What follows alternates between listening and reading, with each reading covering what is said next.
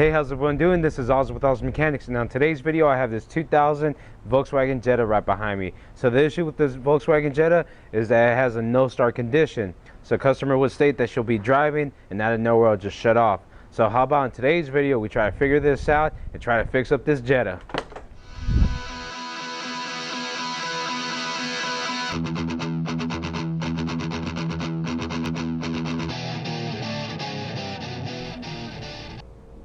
Alright, so we have our Volkswagen Jetta right here, and right now what we're going to do, I just want to look at some codes. And essentially what the customer was stating is that when this would act up, we didn't have any engine codes. So right now I just want to verify that and see what happens. She did tell me that, you know, at sometimes it would, you know, act up and then start back up, and then sometimes, you know, she'll be stuck in traffic and it wouldn't start ever again until a couple of minutes or you know, close to an hour, then they'll finally start. As you can tell right now, I'm trying to crank it over, nothing.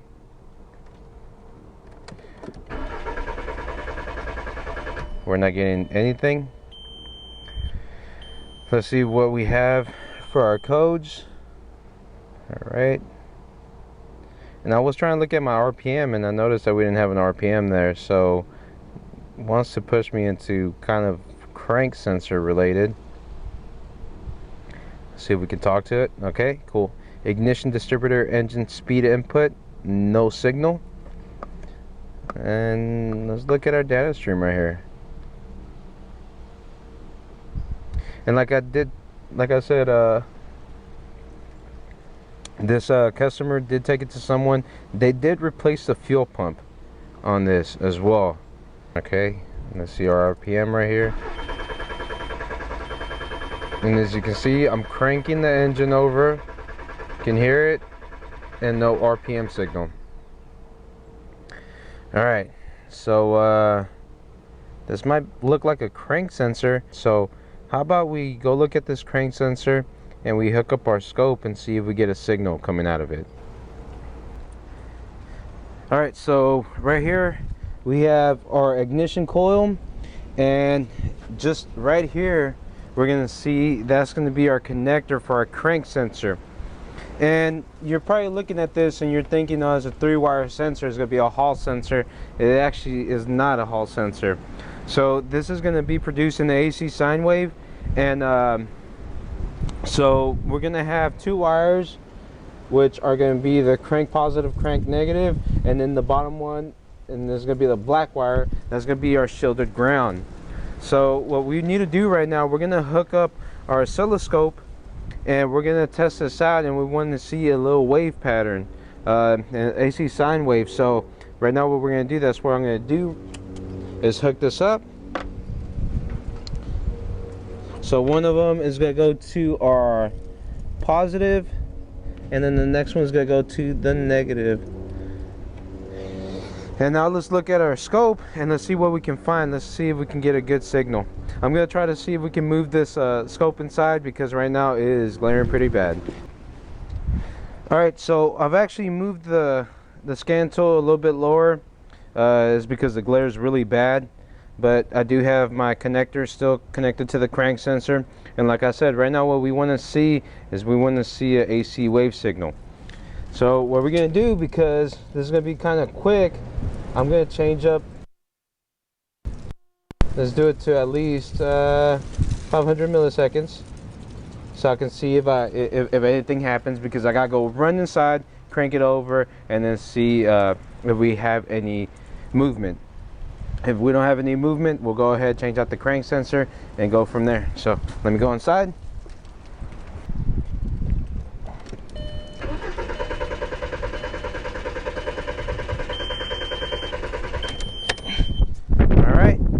Cranked it over. Let's see what we have. Let's pause this. Did we get any movement? And there is absolutely nothing right there. Alright, so right now I am going to put a brand new crank sensor on there, and we're going to go a little bit further and we're going to see what else we find. Alright, so we have our brand new crank sensor there, and like I said, to take this off is just that connector right here, and then we're gonna have a little clip down there. I don't know if you can see it right there, and there's gonna be another clip on the bottom. See if we can get it. Should be down right there, and then we're gonna have our 5mm hex where our crank sensor is at, and it's gonna be right there. So what I'm gonna be using is gonna be a long 5mm, and we're gonna take this off. Shouldn't be too bad. So let's get to it.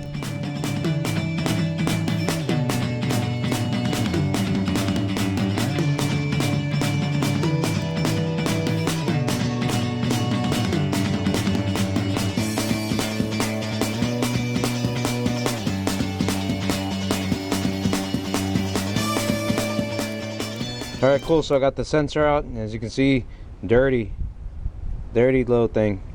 Alright, so we're gonna put our brand new one in there, and we're gonna test it out. The only thing is, it was a lot easier going through the bottom to get this the bottom piece out, because it was stuck in there. And what I used some little hose pliers right here, and I just kind of grabbed it from here, and then I yanked it out.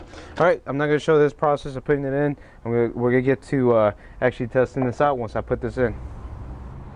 Alright, perfect. So right now, as you can see, I have my new crank sensor hooked up, and we have our scope right there ready to go.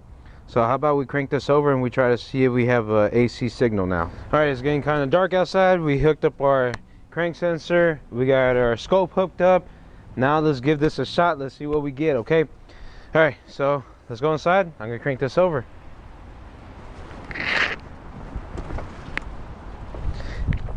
Alright, how about we count down together? 3, 2, 1. There you go. Let's see. Now let's see what we got. Beautiful. Look at that. Let's see if we can make this a little bit bigger.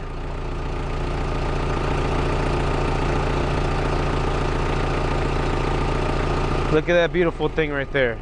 And that's what we're missing on our last one. So there you go.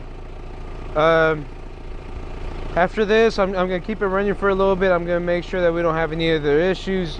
Like I said, the last person changed out the fuel pump. I want to know why. So we're just going to verify that we don't have no other problems. So I'll let this run for a little bit. But there you go. If you do like this video, please put a big thumbs up, and don't forget to hit that little notification bell to get all the brand new videos coming out from Oz Mechanics.